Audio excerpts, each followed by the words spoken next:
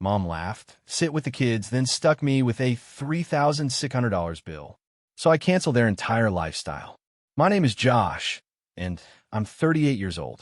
If you've ever been the family afterthought, the reliable one they call only when something breaks or needs paying for, the extra chair pulled up at the last minute, then you'll understand my story. My family, the people who are supposed to be my anchor, have always had this unsettling knack for making me feel like a visitor in my own life. I wasn't the golden child. That title belonged to my older brother, Mark. I wasn't the baby, nor was I the troublemaker.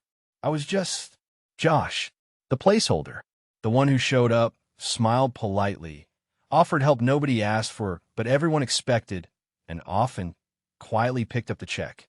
It wasn't always this way, or perhaps I was just too young to see it clearly. I have faded, sepia-toned memories of childhood, backyard barbecues that smelled of charcoal and freshly cut grass, Christmas mornings with a genuine warmth that wasn't just from the fireplace. But somewhere along the line, maybe after Dad left and Mom had to juggle everything, or maybe when Mark landed his first six-figure job and suddenly became infallible in her eyes, the picture shifted. I slowly faded from the foreground, becoming part of the scenery, then eventually just background noise. I remember one specific afternoon when I was about 12. Mark had broken Grandma's antique vase playing ball in the house. I saw it happen, but when Mom came home, tired and stressed, Mark pointed a trembling finger at me. And I, seeing the exhaustion on Mom's face, the last thing she needed was a fight, just took it. I didn't argue. I accepted the lecture, the grounding. It seemed easier. That day, I think a precedent was set. Josh became the shock absorber, the one who would rather bear the weight than cause a ripple. I moved out at 19, put myself through college working nights at a diner that always smelled faintly of stale coffee and bleach, and slowly, painstakingly, build a career in logistics. I run a small, successful firm now. I own my home, a modest but comfortable place I'm proud of, a place my family rarely visits unless they need a place to crash near the airport. You'd never know I was financially secure from the way they treat me. If anything, my quiet success seemed to make them colder. It was as if I'd broken some unwritten rule, achieved something I wasn't supposed to, or worse, something they felt entitled to benefit from without ever acknowledging the sweat and sleepless nights it cost me. My mother, she's a master of the craft. She can wield guilt like a surgeon wields a scalpel, precise and devastating. She can make you feel selfish for having your own life, ungrateful for wanting boundaries. Her love always felt conditional, the price being my silent compliance and an open wallet. Then there's Aunt Linda, Mom's sister. Where Mom is subtle, Linda is a bulldozer. Loud, demanding, with an unerring sense of entitlement and a memory like a sieve when it comes to money she's borrowed. She's the one who often says the quiet part out loud, usually prefaced with a harsh laugh. And Mark just floats above it all, basking in Mom's adoration, occasionally throwing me a condescending glance or a helpful piece of advice I never asked for, usually involving how I should be more involved, which always translated to pay for more things. I've paid for family vacations where I got the room next to the ice machine. I've co-signed loans I knew would be a struggle, including one for Mark's can't-miss business venture that somehow never yielded enough profit for repayment, but funded his new SUV.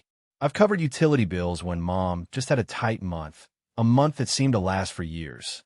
I've hosted Thanksgivings where I did all the cooking and cleaning, only to listen to critiques about the turkey being a bit dry. And I've listened to Mom's casual digs. Well, Josh can help, dear. It's not like he has a wife or kids to spend his money on. Each time, a little piece of me chipped away, but that desperate, childish hope, the one born on that afternoon, I took the blame for the vase, whispered, maybe this time they'll see me. Maybe this time they'll appreciate it. And deep down, there was the secret anchor of a promise. Years ago, when Dad left and Mom was about to lose the family home, I'd just received a small inheritance from a great uncle. It wasn't life-changing, but it was mine. Mom sat me down, tears streaming, painting a picture of homelessness.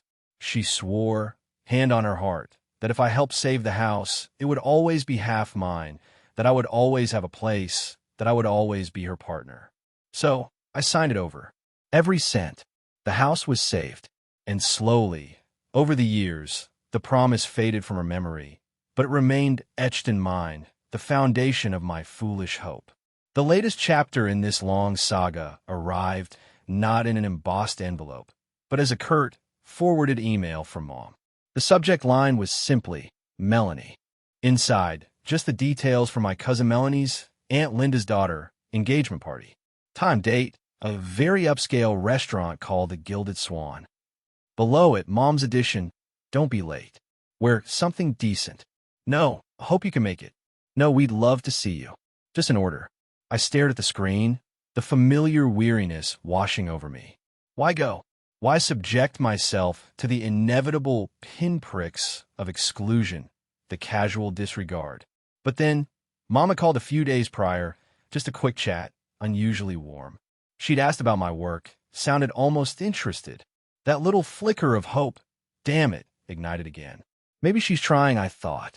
Maybe this time. So I decided to go. And not just go, but go with grace. I went online and bought Melanie and her fiancé, Jason, a very generous gift certificate for a weekend getaway at a boutique hotel. Something thoughtful, something substantial. A peace offering? Maybe. Or maybe just one last, desperate attempt to buy a seat at the table. The real table. The Gilded Swan lived up to its name. Soft lighting glinted off polished silverware and crystal glasses. A low murmur of sophisticated chatter filled the air, punctuated by tinkling laughter. It smelled of expensive perfume and roasted duck. I'd worn my best suit, a deep navy wool, and felt a cautious optimism flutter in my chest. I smoothed my tie and walked toward the private room booked for the Gomez party. At the entrance, a hostess with an impeccable chignon and a clipboard smiled, though it didn't quite reach her eyes. Good evening, sir. Name? Josh. Josh Gomez. I'm with the engagement party, I said. She scanned the list, her brow furrowed slightly. Gomez. Gomez. Ah. She looked up, her professional smile wavering with a hint of confusion. Right. The Gomez party. They're inside. Just to find your mother, I suppose. It wasn't a direction. It was a dismissal. There was no escort, no mention of my name on her primary list. The first red flag. My optimism took a hit. I pushed open the heavy oak door and stepped inside. The room was buzzing. At the center, a long table, beautifully decorated with white roses and candles, seated about 20 people. I saw them all. Mom, holding court, her laugh ringing out. Aunt Linda, already on her second glass of champagne, gesturing wildly. Mark and his wife, looking smug and important. And at the head, Melanie, glowing in a white dress, next to a pleasant-looking guy I assumed was Jason. They were all there. The grown-up table. And there wasn't a single empty chair. Mom spotted me. Her hand shot up, not in a warm welcome, but a brisk, hailing a cab gesture. Her voice, sharp and loud enough to cut through the chatter, echoed across the room. Josh, over here. Heads turned. My face flushed. She pointed, not towards their table, but to a dim corner near the swinging kitchen doors. There a small, slightly wobbly fold-out table was set up, surrounded by a gaggle of teenagers absorbed in their phones and a few younger cousins fidgeting with crayons. You can sit with the kids. Grown-ups are at that table. As if that wasn't enough, she flicked her wrist, and something small and white flew through the air, landing with a clatter on the fold-out table. A plastic fork, still sealed in its thin, transparent wrapper. A beat of stunned silence. Then, Aunt Linda's unmistakable, braying laugh erupted. Just be glad we let you come this time, Josh, she boomed, winking at the person next to her. Don't want you scaring off the fancy in-laws, right? The air left my lungs. The room seemed to tilt. I could feel dozens of eyes on me. Some pitying, some amused, some quickly looking away. The heat crawled up my neck, searing my ears. The clink of real silverware from the main table sounded deafeningly loud against the imagined clack of the plastic fork. I smelled the expensive perfume, and now, underneath it, the faint, greasy scent of chicken fingers from the kids' plates. This wasn't an oversight. This wasn't a mistake. This was a statement. Deliberate. Cruel. Public. For a moment, I wanted to turn and walk out. I wanted to shout. But years of conditioning, years of swallowing my pride, took over. I put on the mask. I gave a tight, almost imperceptible nod. I walked towards the wobbly table, my expensive suit feeling like a costume, my generous gift suddenly feeling like a fool's errand. I didn't look at Mom. I didn't look at Aunt Linda. I just walked. The kids barely looked up. I was just another adult, irrelevant. I took a seat, the chair slightly lower than the others. I picked up the plastic fork. Its cheapness felt heavy in my hand. The ice in my chest, the cold knot that had formed, began to spread. The last flicker of hope died, leaving behind only a chilling, hollow calm. I didn't eat much. The kids' buffet consisted of dry chicken strips, limp fries, and a bowl of fruit salad. I sipped water from a plastic cup while, 20 feet away, the grown-ups enjoyed what looked like filet mignon and sipped wine from sparkling glasses. I watched them. I listened. Mark raised a toast, making some joke about Melanie's social media skills, and they all laughed. Nobody from the main table came over. Not once. Not a "how are you, Josh?" Not a "thanks for coming." I was invisible, a ghost with a plastic fork. My gift sat on the presents table, buried, unopened. I considered leaving, just slipping out. But something kept me there. Call it morbid curiosity. Call it a glint of steel forming where hope used to be. I stayed. Towards the end of the evening, as people started mingling and a DJ played bland pop music, a tall, harried-looking man in a suit approached my table. He scanned the room, then his eyes landed on me. He checked his clipboard and leaned down. "Mr. Gomez?" "Josh Gomez." I looked up. "Yes." "Hi, I'm the event manager. Just confirming you're covering the outstanding balance tonight. It's $3,600. I blinked. "I'm sorry." He looked surprised. He flipped a page on his clipboard and showed it to me. There was the booking agreement. A $1,500 deposit had been paid. And under final payment responsibility, clear as day, was my name, my old address, and my phone number. It says here the remaining $3,600 is due by close. It's under your name. My stomach didn't drop. It just froze. "Who gave you my name?" I asked, my voice dangerously quiet. "Linda Gomez," he said flatly, pointing towards my aunt, who was now laughing heartily at something Mom said. "She made the booking. Said you were handling the payment. Said it was your generous gift to the family." Generous gift. The words hung in the air. I looked over at the head table. And my mother, swirling her wine. And my aunt patting her back. And my brother, oblivious. And I felt nothing. No surprise. No rage. Just a vast, cold emptiness, quickly followed by that unsettling, profound clarity. The final piece of the puzzle clicked into place. I smiled. A slow, genuine smile that probably looked terrifyingly out of place. I stood up slowly, deliberately. I pointed towards the head table, where the laughter hadn't stopped. "Ask the grown-ups," I said, my voice clear and steady. The manager raised an eyebrow. "So you're not paying?" "No." I cut him off, my smile widening slightly. "I'm just the guy with the plastic fork. I wasn't invited to their party." He stared at me for a long moment, his eyes flickering between me and the main table, a dawning understanding on his face. He nodded once, curtly. "Right. Understood." And he walked away, heading straight for my mother and my aunt. I picked up my suit jacket from the back of the cheap chair, smoothed the sleeves, and walked calmly towards the side exit. I didn't look back. Nobody called my name. Nobody noticed I was gone. I just walked out into the cool night air, leaving the muffled sound of music, laughter, and, I hoped, impending panic behind me. I didn't drive home. Instead, I parked across the street from the Gilded Swan, engine off, windows cracked. I watched the silhouettes moving behind the expensive glass. I watched them celebrate a future built on illusions, funded by exploitation. I should have felt betrayed, furious. But mostly I just felt done. The kind of done that settles deep in your bones. A weariness that finally outweighs the ingrained habit of hope. My phone buzzed. It was Mark. "Nice of you to leave early. Mom says you're being dramatic again." Dramatic. I let out a short, harsh laugh. Being treated like an unwanted child at a party they expected me to pay for was dramatic. Right. That was it. The final push. The quiet shift became a firm decision. It was time to stop being the shock absorber. It was time to cut the strings. I drove to my office. The empty building felt like a sanctuary. Under the sterile glow of the fluorescent lights, I pulled out my laptop and began. It wasn't about revenge. It was about survival.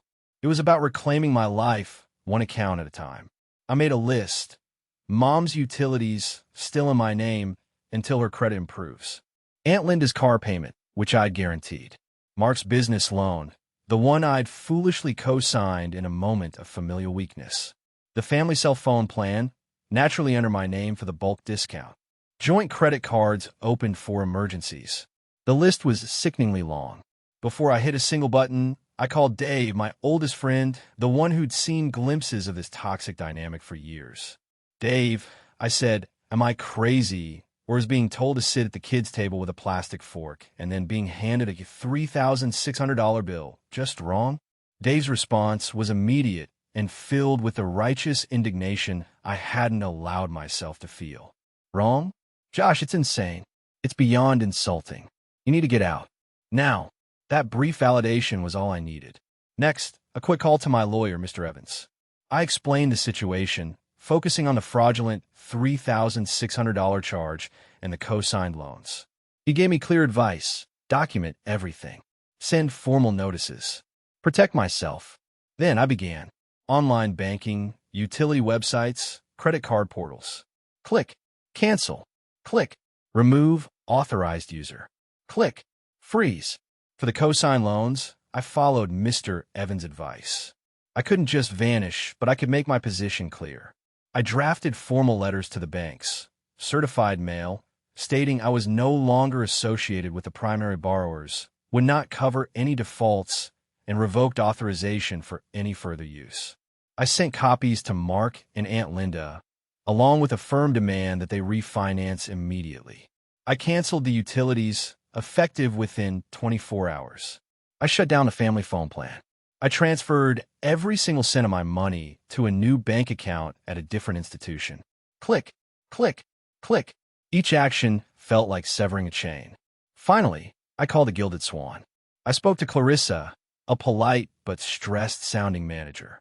I explained calmly that my name was used fraudulently, that I never authorized payment, and that any further attempts to bill me would be referred to Mr. Evans. She was apologetic, promising to investigate and deal directly with Linda Gomez. I drove home as the sun began to rise. I felt strangely light. The storm broke at 7:12 a.m. A group text from Mark. Josh, the venue says the payment bounced. What's going on? 7:29 a.m. Mom, why are the lights not working? Did something happen with the electric bill? 7:34 a.m. Aunt Linda, I'm being told my credit is frozen because of you. This is unfair. By 8:15 a.m., my phone looked like a Christmas tree lit up with rage and confusion. 27 messages, 3 voicemails, 2 missed calls from Mark. Then Melanie called, her voice tight with unshed tears. Josh, I'm so sorry about everything, but the venue won't release the photos until we settle, and they say your name. I sat at a fold-out table, Mel, I said, my voice flat, with a plastic fork. You posted 100 photos, and I wasn't in one. Why would I cover it? She sputtered.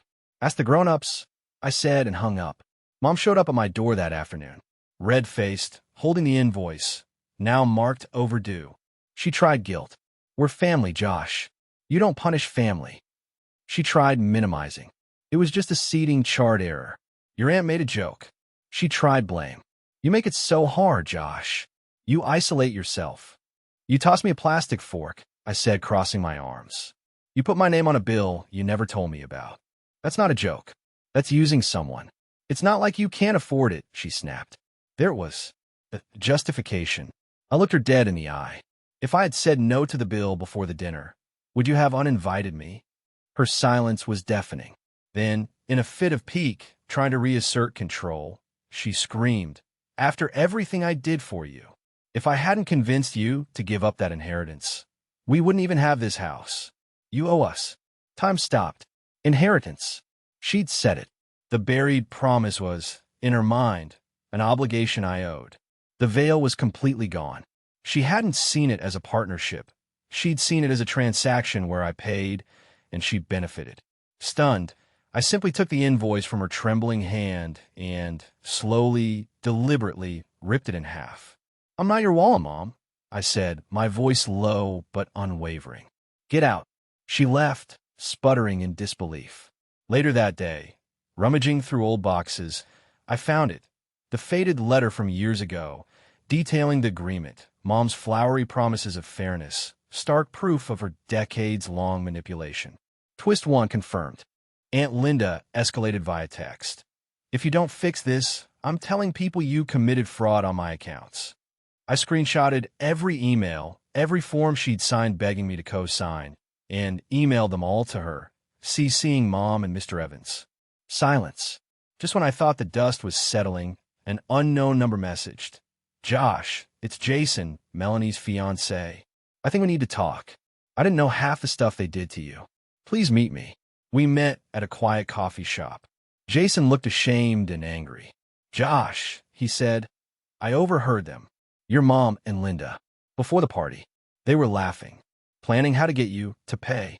Linda boasted about how she'd already put your name down. They laughed after you left, called you dramatic." He shook his head, and I saw them, with my own eyes, talking to the manager earlier, confirming your name for the bill. He took a deep breath. "I called off the engagement yesterday, Josh. I can't marry into that. I can't watch someone get treated like that and stay silent. I saw my future, and I ran." Twist 2. Validation. And a devastating consequence. I simply nodded, a heavy weight I didn't even know I was carrying finally lifting. "Thank you," I whispered. Jason's revelation was the final, irrefutable confirmation. It wasn't just me being too sensitive or dramatic. It was real. It was calculated. It was toxic. Armed with this certainty, I took the last step. I crafted one final, clear message, sent individually to Mom, Aunt Linda, and Mark. It read, "My financial and emotional support is no longer available. All shared financial ties have been severed or are in the process of legal separation. Any further attempts to harass me or misuse my name will be referred directly to my attorney, Mr. Evans. Do not contact me again." Then, one by one, I pressed block.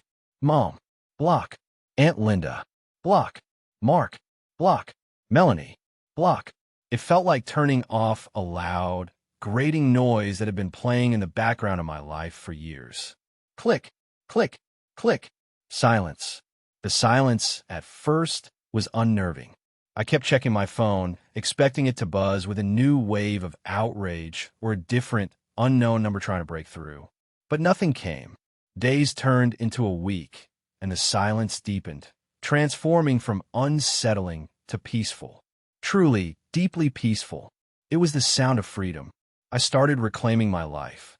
I dusted off my old camera, something I hadn't touched in years, and started hiking on weekends, losing myself in the quiet beauty of the trails, capturing light and shadow instead of managing crises. I signed up for a cooking class, learning to make more than just survival meals. I reconnected with Dave and other old friends, the kind who asked how I was, not what I could do for them. We went to ball games, had beers, talked about life. Real life, not family drama. I even started volunteering at a local food bank twice a week, using my logistics skills to help organize their warehouse. It felt good to give, but this time it was on my terms, to people who genuinely needed and appreciated it without any strings, expectations, or guilt attached. I thought about my family sometimes, mostly with a dull ache, a sadness for what never was and never could be. I heard through the grapevine that Aunt Linda had to sell her car, that Mark was scrambling to refinance his loan under threat from the bank, that the Gilded Swan was pursuing Melanie, or rather, her parents, for the $3,600 plus hefty late fees. But it all felt distant, like news from another country. It wasn't my problem anymore. I wasn't their safety net. I wasn't their ATM. I wasn't their scapegoat. One Sunday morning, about a month after the party, a letter arrived. Handwritten, no return address, but I recognized the elegant, slightly shaky script instantly. It was from my grandma Carol, my mom's mother. She lived a couple of hours away, a sharp, no-nonsense woman who hadn't made it to the party due to her health, and who I suspected had always seen through her daughter's manipulations. I opened it with a strange mix of hope and trepidation. The note was short, written on pale blue stationery that smelled faintly of lavender. Josh, heard about the party. Heard what they did. Heard what you did. Good. It's about time. You always deserved better than that lot. Always have. Don't you forget it. Come visit me. I made your favorite oatmeal raisin cookies. Love, Grandma Carol. I stood there by my mailbox, the letter trembling slightly in my hand, and I laughed. A real, genuine laugh that came from deep within. It wasn't a laugh of triumph or spite, but of relief, of release, of being seen. She even had an old photo tucked inside, me age 10, proudly holding up a slightly lopsided birdhouse I'd made, Mom looking vaguely annoyed in the background, and Grandma, Carol smiling, really smiling, right at me. A small, physical piece of proof that someone, somewhere, had always valued me. That afternoon, I filled up my car with my money for my trip and drove. The miles flew by.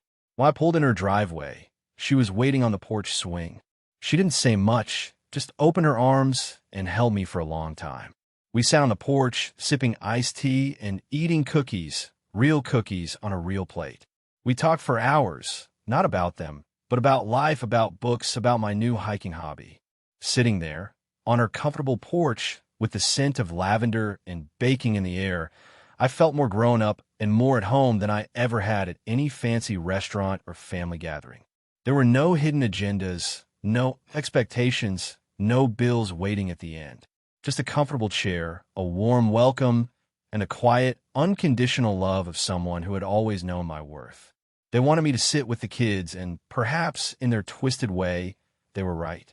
For years, I was a child, desperately seeking approval from adults who had never really learned the meaning of the word. But that plastic fork, that $3,600 bill, they weren't just insults, they were a wake-up call. They forced me to finally stand up and walk away. Now, I've taken my seat at my own table. It's a table built on respect, honesty, and genuine connection, not obligation or guilt. The view from here is incredible, and it makes me wonder, maybe it makes you wonder too, what table are you choosing to sit at?